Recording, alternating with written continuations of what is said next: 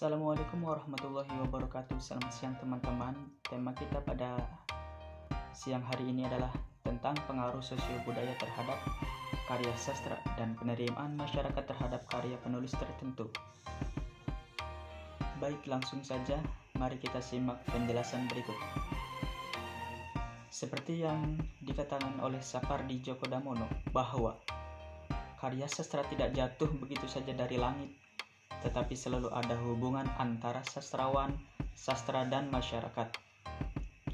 Sebagai produk budaya yang berupa tulisan, sastra tidak bisa lepas dengan genetisnya, yaitu manusia sebagai pengarang. Sastra eksis dan terus hidup karena ada yang menulisnya, dan penulis adalah yang menghidupkan sastra. Penulis itu hidup dalam sistem sosial masyarakat yang menjadi kajian sosiologi. Oleh karena itu, sastra selalu hidup dan dihidupi oleh masyarakat sebagai produk budaya. Saya Aulia Rahmayanti sebagai pemateri kedua akan menjelaskan tentang sastra sebagai bentuk representasi pengarang. Sastra dianggap sebagai salah satu fenomena sosial budaya sebagai produk masyarakat. Pengarang sebagai pencipta karya sastra adalah anggota masyarakat. Dalam menciptakan karya sastra, tentu juga tidak terlepas dari masyarakat tempatnya hidup, sehingga apa yang digambarkannya pun dalam karya sastra tersebut seringkali merupakan representasi dari realitas yang terjadi dalam masyarakat. Demikian juga pembaca yang menikmati karya sastra. Pembaca pun merupakan anggota masyarakat dengan sejumlah aspek dan latar belakang sosial budaya, politik, dan psikologi yang ikut berpengaruh dalam memilih bacaan maupun memaknai karya sastra yang dibacanya. Bertolak dari hal tersebut, maka dalam perspektif sosiologi sastra, karya sastra antara lain dapat dipandang sebagai produk masyarakat, sebagai sarana representasi atau menggambarkan kembali realitas dalam masyarakat. Sastra juga dapat menjadi dokumen dari realitas sosial budaya maupun politik yang terjadi dalam masyarakat pada masa tertentu. Selanjutnya, saya akan menjelaskan tentang sastra sebagai media penyampaian nilai dan ideologi. Sastra juga dapat menjadi sarana untuk menyampaikan nilai-nilai ataupun ideologi tertentu pada masyarakat pembaca. Misalnya novel Salah Asuhan karya Abdul Muiz. Kita dapat menemukan gambaran mengenai kehidupan kaum pribumi dalam pergaulannya dengan orang-orang Eropa pada masa kolonial Belanda. Melalui tokoh Hanafi dan Khoury, dalam novel tersebut menunjukkan lunturnya nasionalisme pada orang-orang pribumi pada masa kolonial Belanda dengan tokoh Hanafi yang ingin terlihat sama dengan orang-orang Eropa. Bahkan, sastra pun dapat menjadi alat untuk melawan kebiadaban atau ketidakadilan. Hal tersebut seperti tergambar dalam novel Siti Nurbaya, yaitu misalnya melawan tradisi yang biasa dijalankan kalangan bangsawan Minangkabau pada masa itu atau pada tahun 1920-an dalam hal atau aturan berpoligami. Sekian materi dari saya, kurang lebihnya mohon maaf. Dilanjut oleh pemateri ketiga. Terima kasih. Bismillahirrahmanirrahim. Kondisi-kondisi sosial. Yang pertama ada kondisi teknologi dan yang kedua lembaga-lembaga sosial. Pada kondisi teknologi, di sini dunia sastra telah mengenal teknologi, yaitu teknologi percetakan. Kemudian lembaga-lembaga sosial. Menurut Woolf, dalam produksi seni pada umumnya, lembaga-lembaga sosial mempengaruhi siapa yang menjadi seniman, bagaimana mereka dapat mempraktikkan seninya, dan bagaimana mereka dapat diakibatkan karena mereka akan diproduksi, dipergerakan, atau dibuat tersedia bagi suatu publik tertentu. Nah, dalam hal lembaga sosial ini, menurut Woolf ada 3 hal yang harus dipertimbangkan, yaitu rekrutmen dan latihan seniman, sistem patronase, dan sistem patronase. Pertama, rekrutmen dan latihan seniman. Giff tahun 1970 mengatakan bahwa rekrutmen merupakan sebuah istilah yang biasa digunakan menunjukkan pada proses-proses yang mendasar bagi pendidikan anggota-anggota baru dalam suatu kelompok. Kemudian, sistem-sistem patronase.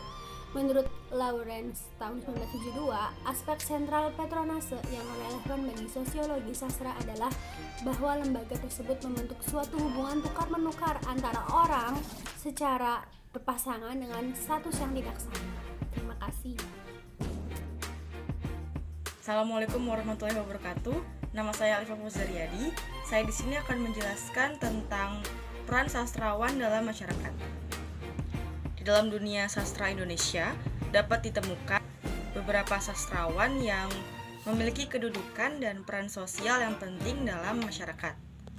Sebagai contoh, yang pertama ada Pak Budi Dharma. Beliau merupakan pengarang Olenka, Nyonya Talis, Orang-orang Bloomington, dan Grabat, dan juga kritikus Adinan. Di samping itu, dia merupakan seorang sastrawan dan juga seorang akademisi. Beliau juga merupakan guru besar di Universitas Negeri Surabaya. Kemudian ada almarhum YB Mangunwijaya. Beliau merupakan pengarang Burung-burung Manyar, trilogi Rara Mendut, juga Rumah Bambu. Di samping itu, seorang sastrawan juga seorang pastor. Beliau juga ilmuwan dan arsitek yang gagasan-gagasannya mengenai manusia dan budaya Indonesia dianggap penting oleh masyarakat dan komunitasnya. Saya Ceisa Lutfia akan melanjutkan materi yang akan dibahas tentang materi peran sastrawan dalam masyarakat. Tokoh sastrawan selanjutnya adalah berperan dalam masyarakat, yaitu Firsa Besari. Pasti semua orang mengenal Firsa Besari sebagai sastrawan muda Indonesia yang digandrungi oleh kaum muda. Firsa Besari pengarang sajak buku yang berjudul Garis Waktu, Titik Nol, Catatan Juang, Konspirasi Alam Semesta, Telapak Jejak, dan masih banyak lagi karya judul beliau yang ia tulis. Firsa Besari juga pengarang lagu yang sangat favorit tahun 2020 dan tahun sekarang juga lagu Firsa Besari masih dalam lagu favorit anak muda. Selanjutnya, penerimaan masyarakat terhadap karya penulis tertentu. Dalam hubungan antara sastrawan dengan masyarakat, Walek dan Waren tahun 1994 dalam bukunya juga menjelaskan bahwa sastrawan dipengaruhi dan mempengaruhi masyarakatnya.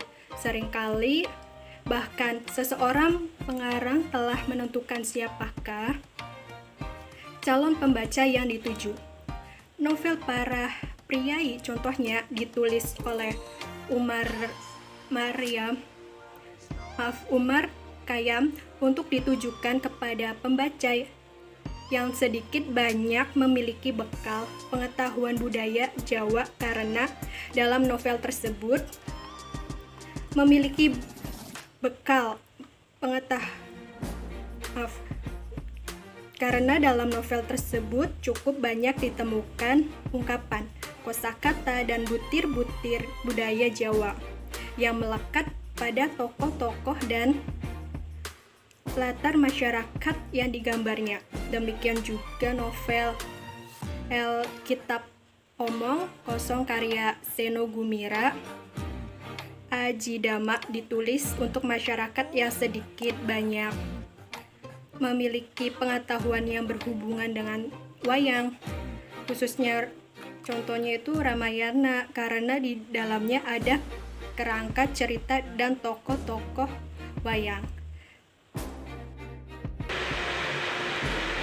Bismillahirrahmanirrahim. Assalamualaikum warahmatullahi wabarakatuh.